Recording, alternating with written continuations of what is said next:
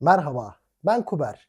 Şu an yaşadığımız her şey, bildiğimiz her bilgi, inandığımız her gerçek, belki de daha önce defalarca yaşandı. Ama biz unutmayı seçtik ya da unutturulduk. İnsanlık tarihi bize hep şu şekilde öğretildi. Taş devri vardı, insanlar mağarada yaşıyordu. Sonra tarımı bulduk ve medeniyeti kurduk. Sümer'le başladık, Roma'ya kadar geldik. Peki sana desem ki bu yalan değil ama eksik. Çünkü bazı yapılar var ki bırak taş devrini şu anki teknolojiyle bile yapılması mümkün değil. Ve bazı hikayeler var ki sadece bir efsane deyip geçemiyoruz. Göbekli Tepe mesela tam 12 bin yıllık. Peki 12 bin yıl önce insanlar nasıl oluyor da o kadar tonlarca taşı mükemmel bir simetriyle dizebiliyor? Dahası da var. Atlantis mesela ya da Mu kıtası. Dünyanın dört bir yanındaki aynı yapılar, aynı mitler ve aynı gökyüzü takvimleri. Peki bunların hepsi tesadüf mü? Yoksa bir zamanlar bizden daha önce gelmiş, gelişmiş, daha büyük medeniyetler vardı da ortadan yok mu oldular? Yoksa biz onlara ikinci perdeyi mi oynuyoruz? Bu videoda sana bazı şeyler anlatacağım. Bilim insanlarının bile evet burada bir gizem var, burada bir bilinmezlik var dediği şeyleri konuşacağız. Ve videonun sonunda şu karara sen varacaksın. Biz ilk miyiz yoksa sadece son kalanlar mıyız? Hazırsanız hep birlikte kuberleyelim.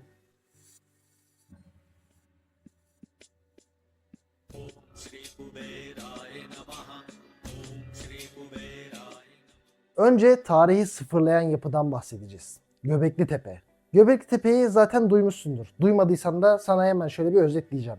Bu yapı insanlık tarihine tam bir tokat gibi çarptı. Tam 12 bin yıl öncesine ait. Tarım yok, tekerlek yok, yazı yok, bir ram yok. Ama ne var biliyor musun?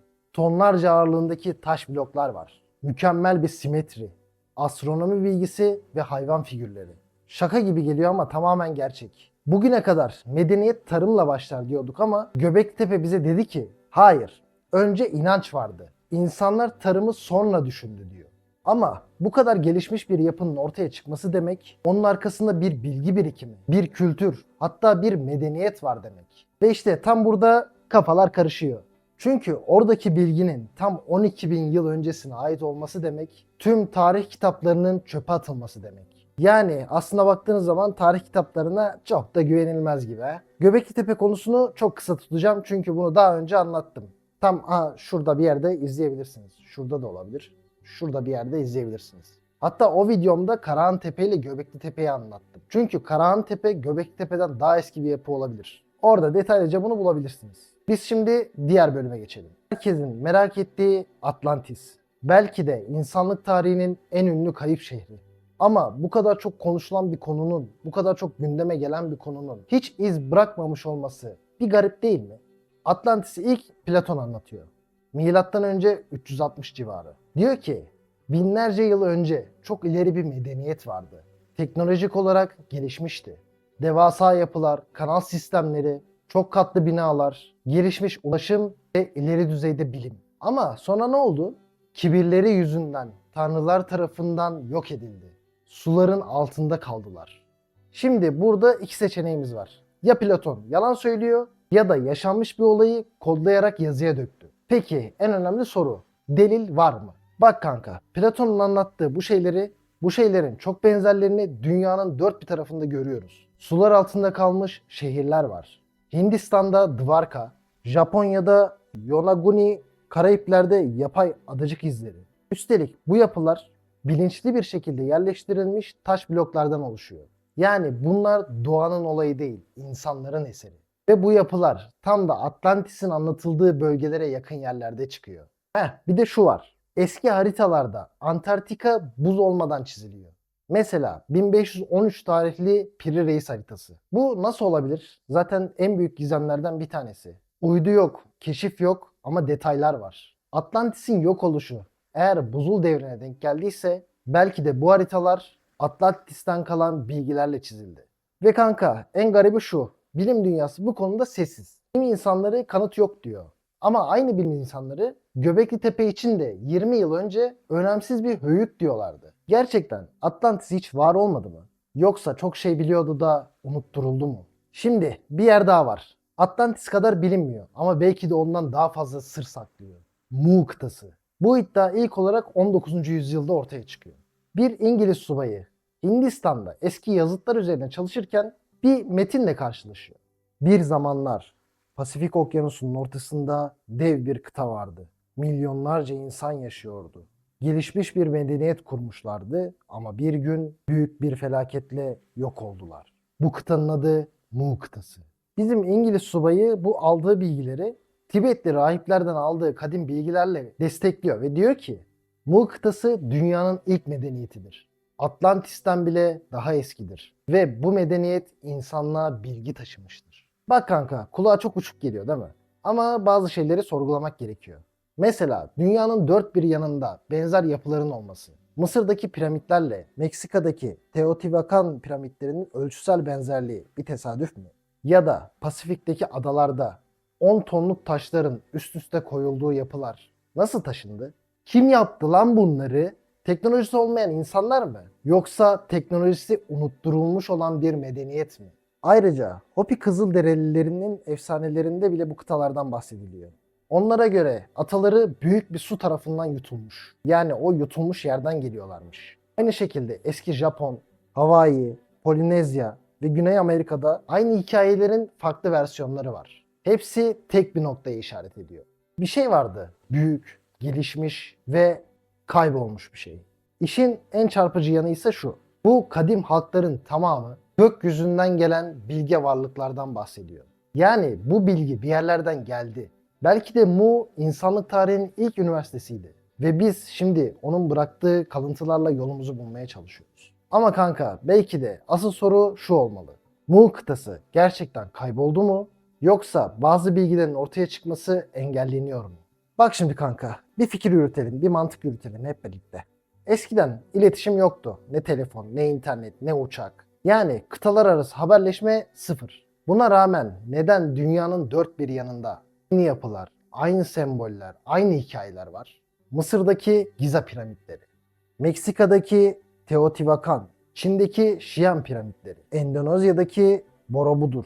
Hepsinin ortak noktası ne biliyor musun? Güneşe hizalanmış olmaları. Yani astronomik bilgiye dayanıyorlar. Aynı şekilde tüm bu medeniyetlerde aynı hikaye var. Büyük tufan efsanesi. Sümer'de Ziusudra, İncil'de Nuh, Hindistan'da Manu, Azteklerde Koş Koş. Şaka gibi. Ama hepsi diyor ki bir zamanlar büyük bir felaket oldu.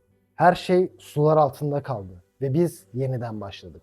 Peki bu benzerlikler nasıl açıklanır? Ya hepsi gerçek bir geçmişten geldi, ortak bir geçmişten geldi ya da farklı kıtalarda yaşayan milyonlarca farklı insan aynı hikayeyi uydurdu. Ayrıca göklerden gelen bilgeler hikayesi de bütün medeniyetlerde neredeyse var. Mesela Mısır'da tanrılar yıldızlardan geldi deniyor. Mayalarda bize gökyüzünden bilgiler verildi deniyor. Dogon kabilesinde Sirius'la ilgili gizemli bilgiler var. Ki modern teleskopla bile çok zor görünüyor bu. Bir köylü teleskobun icadı olmadığı bir çağda Sirius B yıldızını nasıl bilebilir ki kanka? Çok anormal değil mi? Ve bunların hepsi tesadüf mü? Ya bütün bu bilgilerin tüm kaynağı Atlantis ya da Mu kıtasıysa, ya oradaki süper uygarlıklarsa, belki de o uygarlık dağıldıktan sonra geriye kalan insanlar dünyanın dört bir yerine daldılar ve hikayeleri anlatmaya başladılar. Ama biz o efsaneleri masal deyip geçtik. Bak kanka şimdi düşün. Atlantis veya Mu kıtası gerçekten varsa sadece tarih kitaplarını değil bu bütün dünyayı sarsar. Eğitim sisteminden dine, politikadan bilime kadar her şey yeniden yazılmak zorunda kalır. Ve sence bu büyük yalan ortaya çıkarsa kimler bundan zarar görür? Belki tam da bu yüzden bazı şeyler ya alay konusu yapılıyor ya da komplo teorisi deyip geçip gidiliyor. Çünkü insanlar soru sormaya başladığında düzen titremeye başlar. Bilim camiası içinde çok değerli insanlar var. Ama şunu da bil kanka. Bazı alanlara fon verilmez. Bazı araştırmalar sansürlenir. Bazı kitaplar asla yayınlanmaz. Çünkü resmi tarihe aykırı her bilgi potansiyel bir tehdit olarak görülür. Mesela antik yapılarda bulunan alet izlerini bir düşün. Lazer benzeri kesikler var. Radyoaktif izler var. Bunlara dair onlarca rapor var. Ama bunların çoğu ya görmezden geliniyor ya da doğal süreçtir deyip üstü kapatılıp gidiyor. Ve şunu unutma. Bir şeyi eğer gizlemek istiyorsan onu alay konusu yapacaksın. Onu gülünç göstereceksin. Onunla dalga geçeceksin. Atlantis mi? Çocuk masalı ya. Bu kıtası saçma lan, uydurma. Anladın mı? Yani bu şekilde yaparsan o konu bitti gitti. Ama Göbekli Tepe'de yıllar önce önemsiz bir höyük denilmişti, hatırlarsanız. Bugün tüm insanlık tarihini baştan yazıyor orası. Kendinize gelin oğlum, aydınlanın lan. Şimdi bütün anlattıklarımı bir kenara bırak kanka. Atlantis'in sulara gömülmesini, Mu kıtasının haritalarda bile olmamasını, Göbekli Tepe'nin neden toprağa gömüldüğünü hepsini bir kenara bırak. Hepsini unut ve sadece şunu düşün. Ya biz de onların son gününü yaşıyorsak, ya şu an biz de onun aynısını yapıyorsak ve farkında değilsek. Şimdi size bunu detaylıca açıklayacağım. Bize anlatılan tarih hep yükseliş hikayesidir, fark ettiniz mi?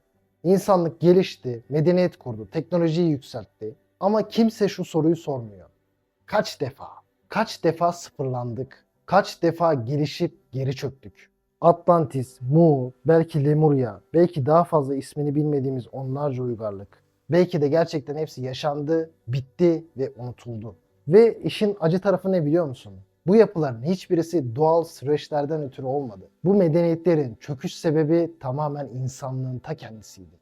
Kibir, açgözlülük, bilgiyi biriktirip paylaşmamak. Tanıdık geldi değil mi? Biz peki bugün ne yapıyoruz? Ormanları yakıyoruz, denizleri kirletiyoruz. Bilgiyle toplumu aydınlatmak yerine susuyoruz. Aynı yolu yürüyoruz, aynı sonuca varıyoruz. Ve belki de şu anda yaşadığımız çağ ileriki zamanlar için, ilerideki insanlar için de bir efsane olacak. Bunu bilemeyiz. Birileri binlerce yıl sonra diyecek ki bir zamanlar çok ileri bir uygarlık vardı ama kendi elleriyle kendilerini yok ettiler. İşte bu yüzden bu video bir komplo teorisi değil, bir ayna. Kendimize bakmamız, geçmişi hatırlamamız, geleceği kurtarmamız için bir fırsat. Belki Atlantis'in, Mu kıtasının son günü bir cuma günü saat 20.00'dı. Ya da bir cumartesi sabahıydı. Güneş parlıyordu, insanlar uyanmıştı, işine gidiyordu. Kimse o gün tarih olacağını bilmiyordu. Belki de bu videoyu izlediğin gün senin için uyanışın başlangıcıdır. Çünkü geçmiş bizi uyarıyor kanka. Çok net değil mi? Geçmiş bize ne diyor biliyor musun? Bir kez daha unutursan bu defa hatırlayacak kimse kalmayabilir. Vallahi ben söyleyeceğimi söyledim. Gerisini sen çözeceksin kanka. Bu bölüm burada bitti. Ama hikayemiz devam ediyor. Mu kıtası, Atlantis, gerçek mi yalan mı onu bunu bilmem. Sen beğenip abone ol, takip et. Biz diğer videolara devam edelim kardeşim. Daha önce de dediğim gibi dilenci değilim. Bir like'ınızı, bir işte yorumunuzu alırım. Çok sevinirim, mutlu olurum. Kanalımız 2 ayda neredeyse 1000 aboneye ulaştı. Beni izleyenlere, herkese teşekkür ederim. Bana sorduğunuz en çok soru hiçbir soru sorulmaması. O yüzden bu beni çok üzüyor. Lütfen yorumlarda paylaşırsanız sevinirim. Bir sonraki videoda görüşmek üzere.